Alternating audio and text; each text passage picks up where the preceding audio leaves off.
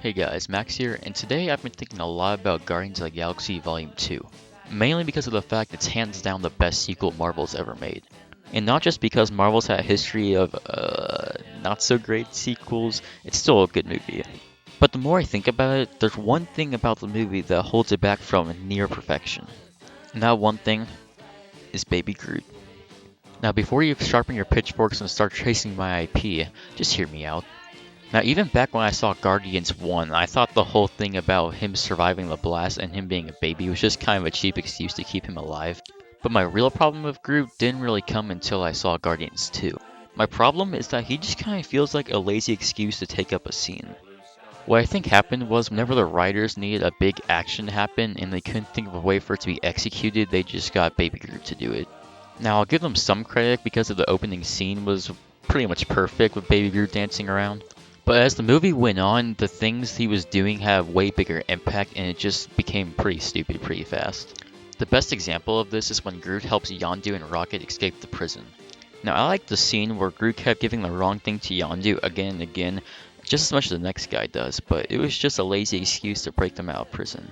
Especially if you compare the breakout scene from the first movie to the one in the second movie, you can just tell how much little effort they put in it. Now they could have implemented him in a different way, but they really shouldn't have focused as much on Groot in the scene as they did. Again, at the end of the movie where Baby Groot killed Ego, it would have had a lot more emotional meaning if Peter had done it, but they just got Groot to do it instead.